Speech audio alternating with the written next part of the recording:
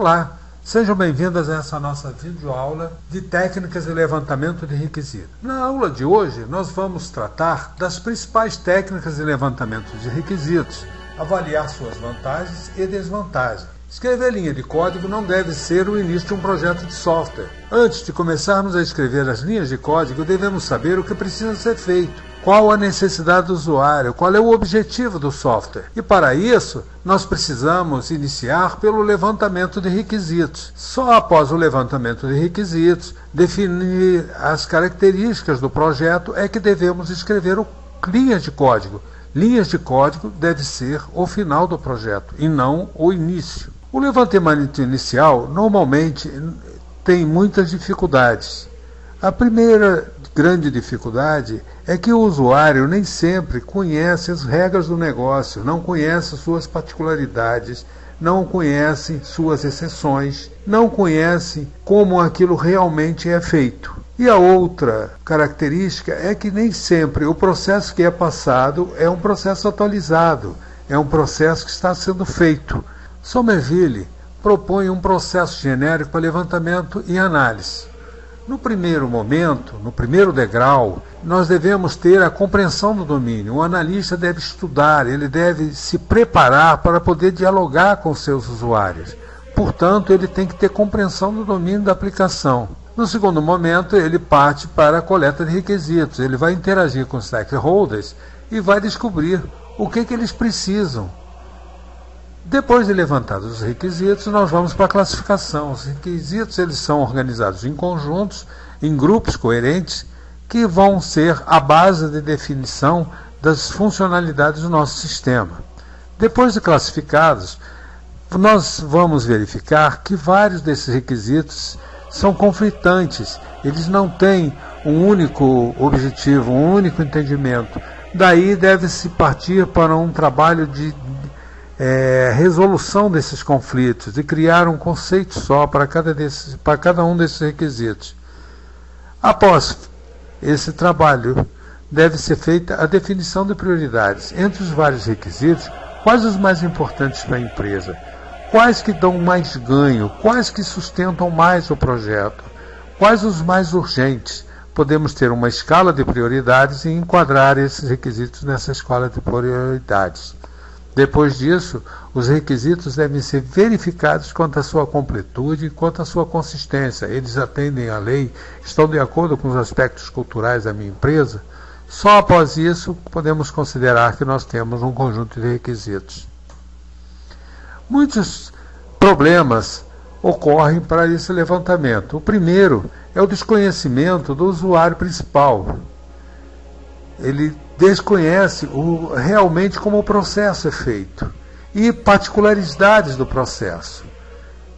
Nos é passado muitas vezes requisitos irreais, requisitos que ainda não estão implementados, requisitos que realmente não acontecem ou que já estão ultrapassados.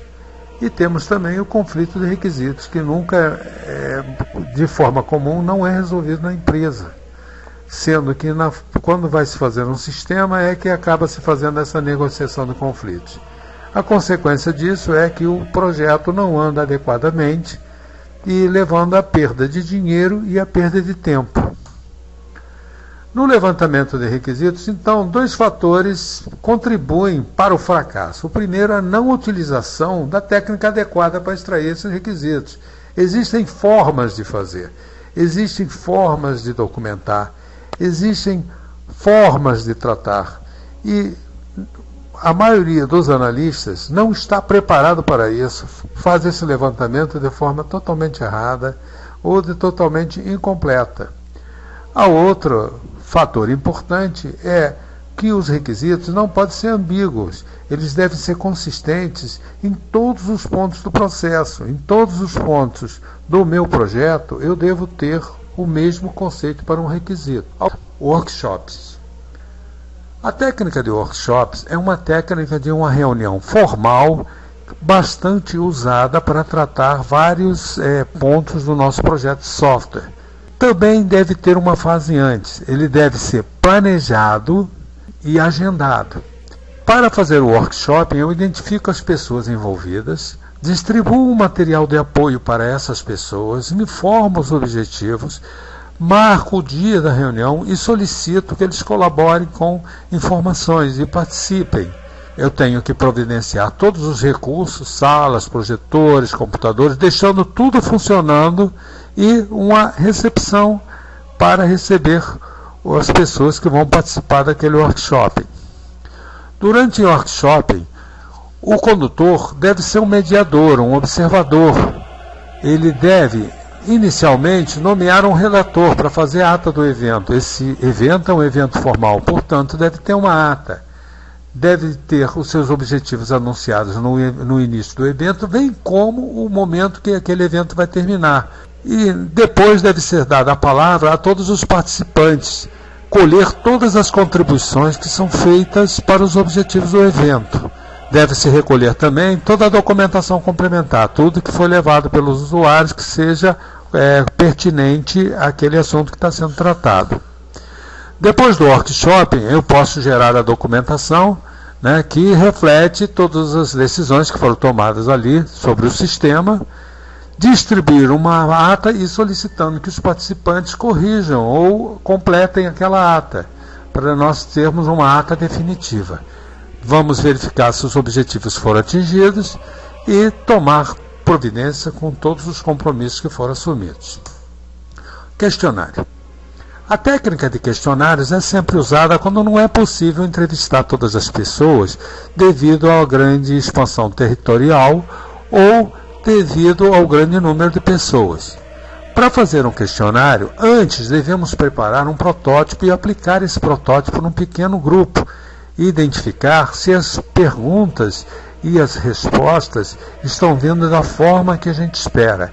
Caso esteja correto, podemos aplicar o questionário em todo o universo, se não, refazer o questionário, verificando se ele é possível ser tabulado. E depois devemos identificar todos os destinatários que receberão este questionário. Eu realizo a distribuição dos questionários junto com instruções detalhadas, focando os principais conceitos para que o preenchimento seja uniforme, ou seja, todos tenham o mesmo entendimento. Definir e informar o prazo para devolução dos questionários e vou acompanhando se a taxa de retorno está de acordo. Depois da data final da tabulação, eu procuro documentar os resultados da análise, consolidar as respostas e é comum se enviar uma cópia do levantamento para os participantes numa forma de agradecimento e divulgo isso para os participantes saberem como foi a entrevista, como foi o questionário. Brainstorm é conhecida como uma torrente ou tempestade de ideias. Os participantes são convidados e eles são encorajados a dar e a combinar ou até enriquecer as ideias dos outros, dentro de diversos aspectos do ponto de vista e da interação entre eles. Todas as ideias permanecem visíveis a todos os participantes.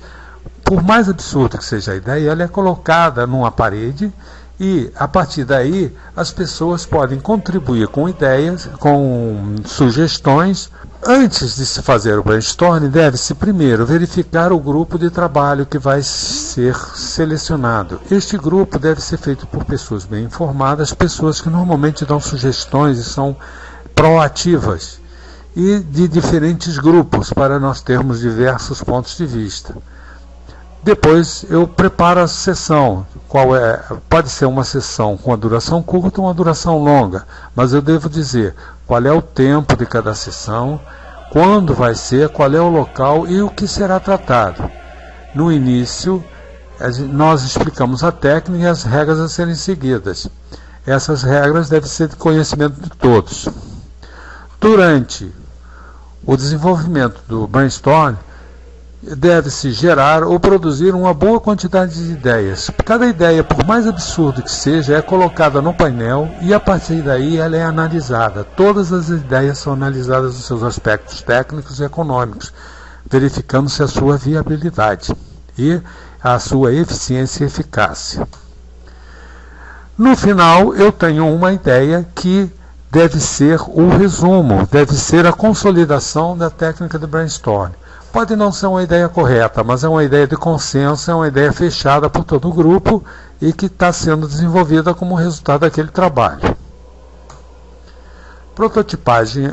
Prototipagem é uma técnica que é usada em várias fases do projeto de software. Consiste em fazer pequenos protótipos sobre determinados aspectos para se verificar e analisar alguns conceitos ou alguma coisa que não está clara.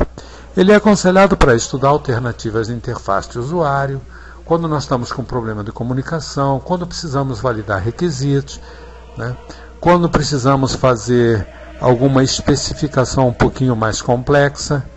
Para fazer um protótipo, as pessoas envolvidas precisam compreender qual é o objetivo daquele protótipo, o que nós queremos tratar. O protótipo ele deve focar áreas que a gente está com dificuldade de compreensão, dificuldade de tratar, dificuldade de fechar o assunto. E deve ser alguma coisa rápida na construção. O protótipo não é um sistema. Para fazer o protótipo, normalmente se escolhe um ambiente para a prototipagem. Pega-se um profissional bem gabaritado, um profissional ágil com uma determinada linguagem, com um determinado ambiente de trabalho, e este profissional ele pode fazer, interagindo com o usuário, ele pode ir mexendo, consertando, acertando o requisito, verificando, validando e tornando a mexer, tornando a fazer, de modo que esse trabalho é um trabalho interativo entre o usuário e o desenvolvedor, que é feito de maneira muito simples até que se saia com uma ideia fechada, né? Quando se chega num determinado ponto, nós dizemos que o protótipo está pronto e podemos fazer nossas análises. Não devemos esquecer que o protótipo deve ser sempre simples, deve ser baseado principalmente em telas e relatórios. Reuniões JED. As reuniões JED, Joint Application Designs, são reuniões estruturadas com usuários e profissionais de diversos níveis para fazer um consenso sobre determinado assunto. Então, a reunião JED normalmente é uma reunião estruturada com todo o material visual, de apresentação, de comunicação, e que eu tenho profissionais dos mais diversos níveis. Eu tenho representantes de usuários, representantes de produtos de software, eu tenho representantes do desenvolvedor, eu tenho representantes da parte do suporte, e se trata o assunto de forma coletiva. Quando eu tenho um requisito, esse requisito é visto sob os diversos pontos de vista e depois documentado.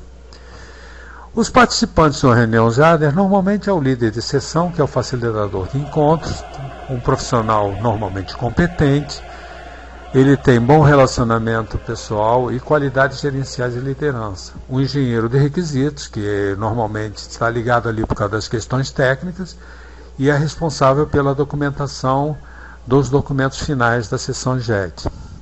Temos ainda o responsável pelo produto que está sendo construído, representantes dos usuários dos diversos setores, representantes dos diversos produtos de software que nós temos, capazes de mediar a compreensão do que é possível fazer, e especialistas das áreas de pessoas que podem dar informações detalhadas sobre determinado tópico, sobre determinado aspecto que está sendo necessário. Existem ainda outras técnicas que não tratamos nessa videoaula, como simuladores, mapas mentais, determinação de cenários, oficina de requisitos e casos de uso. Vamos ainda destacar que o caso de uso e as oficinas de requisito são hoje muito usadas. Se gostou desse vídeo, clique em gostei, compartilhe com seus amigos e se inscreva no canal.